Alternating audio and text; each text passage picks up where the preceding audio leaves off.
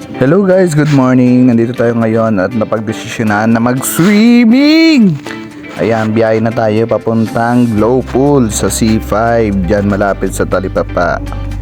Medyo malapit na nga tayo kaya nandito na tayo sa entrance ng Glow Pool. Ayan, malaki nga rin pala yung parking lot nila dito. Napakalaki, 'di ba? Parking lot pa lang, pang malakasan na. What more pa kaya sa mga swimming pool na makikita nyo dito sa video na to. At ito rin pala yung mga gardens nila. Ang lakas makapang nature vibes, grabe. At ito na nga pala yung first pool nila. Pang mababa lang, mga bata lang yan talaga dyan. Ito yung second pool, third pool. Ito, 9 feet na to. And then ito po ang pinakamababa nilang pool. At syempre di mawawala yung hot spring dito sa Glow Pool. Ayan, grabe. Meron din sila ditong mini overlooking. Ayan nga pala yung mga tropa ko na si Reds. Tapos yan. Kung gusto mo naman mag-relax, may pang malakasang duyan-duyan dito.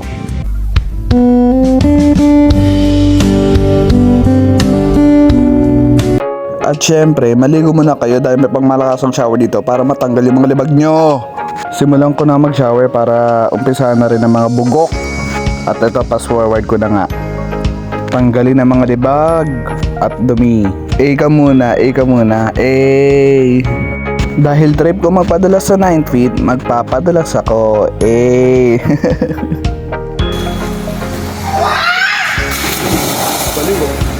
Tainan niya, napakalalim pala. Syempre nandito naman si Riley, pang malakasang vertical daw. Try nga niya.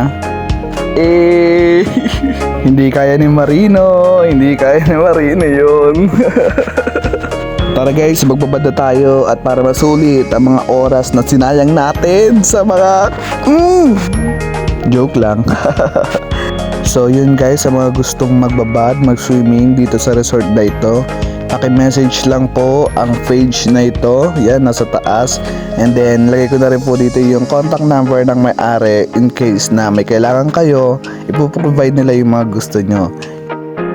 So ayun nga guys, maya lang ay uuwi na rin kami dahil may mga kanya-kanya pa kaming gawain sa bahay. And then syempre may mga careers and goals tayo na kailangan natin gawin para magkapera tayo. Syempre, hindi puro tambay, mga bugok talaga kayo. Ay nako.